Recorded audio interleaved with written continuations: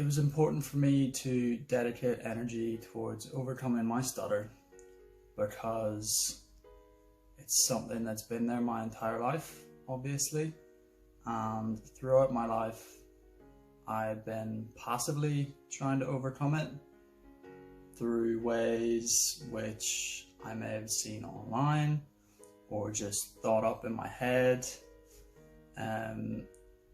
things that didn't have much backing or that I didn't really understand.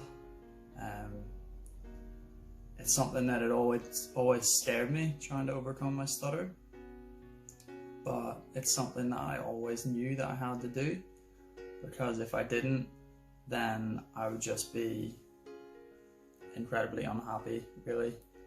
And yeah, it's something that I had to do, as I assume everyone else can relate to. There are always those thoughts that, oh, maybe I can go on without taking any action, you know, I've gotten this far, maybe I can keep doing it, but realistically, it just wouldn't be worth it for the rest of your life, only living half your life hiding, not showing your authentic self. It needed energy and action taken. Yeah, it needed. Yeah, I didn't take action until I was about 21, because that's whenever I realised that it needed doing. So I went to speech therapy, and then that was kind of the general thing of, you know, breathing techniques, softening words, articulatory sounds and softening, all that stuff. And then I came out of it thinking, okay, great, I've overcome my stutter. Little did I know that I had definitely not overcome my stutter at all. And it was still making problems in my life. It meant that I was still avoiding words and situations, and I wasn't living my best life, basically. So whenever I saw Chase online, I completely instantly related to him, and I thought, okay, this is something that I need to do. Obviously, everyone with a stutter has self-doubts. They have a voice in their head that says, look, you've got a stutter, this is how it is, your life just has to be like this, it's not going to get better. If you do try and make it better, you'll fail, you'll stutter in front of people, you'll get embarrassed. It's not worth it, don't do it, stay where you're comfortable, you know, stuff like that. So I had all of those self-doubts as well, you know. Even once I had started the course, I thought, okay, here's this guy, Chase, he's overcome his stutter, he's a bit goofy, his methods are a little bit alternative, you might say. I'm not gonna lie, Chase, I had doubts in you at the start, but that's just my brain. My brain just doubts anything that, you know, could make my life more positive. And those were some of the doubts, which were very quickly proven wrong. The thing that attracted me to this program was that Chase is quite similar to me. He's of a similar age, similar type of stutter, and that he overcame his. Simple as that. Someone else similar to me could do something that I never thought I could do. And so from watching him and from listening to what he said, I thought, okay, if this guy can do it, then like, why can't you, you know? The only thing that was stopping me were those doubts in my head, were those preconceptions that I thought that I wouldn't be able to do it. And I saw Chase, I listened to what he said, and what he was saying was different to anything that I had heard before. He was saying, look,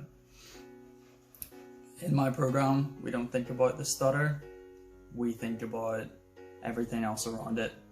And that's what really attracted me, because obviously as a stutterer, you think about your stutter 24/7, literally all the time. So in a course that would make you think about your stutter even more, you would think, all right, is this going to be useful to me? But in the way that Chase approaches things, it kind of takes the stutter out of the forefront of your mind and allows you to face all of the other problems which make your stutter worse. For instance, social anxiety, pushing your comfort zone, putting yourself in uncomfortable situations which you may not do, which all of these things, what you have to do to overcome a stutter, which you may not think. I used to think that if my stutter magically disappeared one day, I would be able to do anything because my stutter was the only thing that scared me. But then whenever Chase gave me these comfort zone challenges, which had nothing to do with my stutter, I was still anxious. I still got all the same anxiety and fear that I would do if I had to do something to do with my stutter or speaking. So I realized that the issue isn't completely in my speech or my stutter. It's based on all of these surrounding fears and anxiety that I'm sure everyone else in the world gets, and I'm sure even if people who don't have stutters had to do some of the comfort zone challenges, they wouldn't be able to, or they would get scared or have doubts. So yeah, it's about all the things surrounding the stutter and not the stutter. That's what I thought was so cool about Chase's program.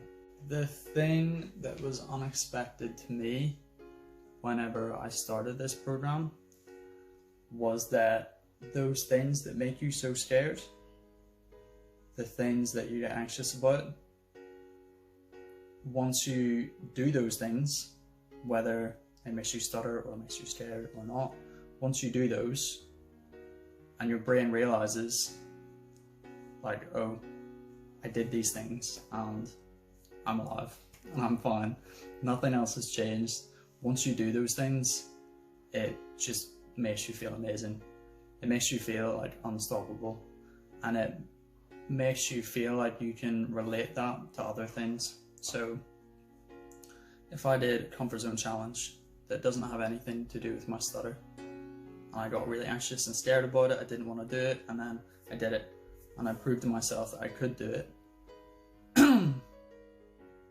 Once I did that, then it would mean that I could do things to do with my stutter. For instance, saying my name. I used to get really anxious about saying my name, which is Jamie, by the way. I don't know if I introduced myself. Yeah, I used to get really anxious about saying my name. So once I did these comfort zone challenges, it proved to me that, oh, you know, I could go and say my name, I could stutter on it, and I'll be fine, you know. I might get a weird look. I might get some emotions inside me, but overall, I'm the same guy. I'm fine.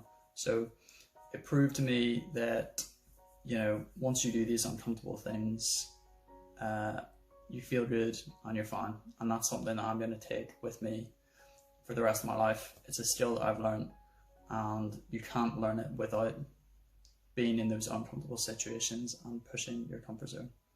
The main result I've seen from Chase's program is giving way less of a shit about everything. He teaches you, whether it's about your stutter or not, that you just need to stop caring so much. Because if you care so much about everything, you're constantly going to be thinking about it, and you're constantly going to be scared about it. You know for yourself, as a person who stutters, that whenever you're thinking about things, overthinking, that's whenever your stutter will be worse. Because you'll be overthinking it in your head, you'll be going over the sentences, and you know, your anxiety will get way up. But as soon as you stop giving a shit about what other people think, you can stutter freely. You can feel those emotions, you can acknowledge them, accept them, and then just like let them go. And then that is like one of the most freeing feelings that you can get, is being able to not give a shit and just live your life in the moment, not constantly thinking about you know, what's gonna happen if I stutter, or, you know, anything really. You can take it into any sort of everyday situation. It's not just for stuttering, which is what this course is about. It makes you a more authentic person, just in general, which helps with your stutter a lot. What has this done for my life? It has made me do things that I thought I would never do, whether that's comfort zone challenges. You know, I just moved to a new city, I'm getting a new job, meeting new people. All of these things I thought I would never be able to do without a lot of fear anyway. So what has this done for my life? It's just kind of made me feel free, you know, not constantly thinking about my stutter, which is something that I always used to get. As you can probably see from this video, I haven't stuttered once maybe, which I'm not saying that stuttering's a bad thing, but I'm just saying that's because that I feel this way, you know. I'm not giving as much of a shit. I'm not thinking about my stutter, and yeah, I just feel free and like happy, and that's what this course has done for me. If I could talk to my past self, I would say, Jamie, stop fucking around, take some action. It doesn't matter if you fail or if it doesn't go the way that you think. Taking action is going forward. Whatever you do, whether it works out or not, if you're trying to better yourself, you're going to learn something from it. So just do it. Just don't give a shit what anyone else thinks, and just take action for you. That's what I would tell myself. Alright, peace out guys, and Chase, you're the best. I love you.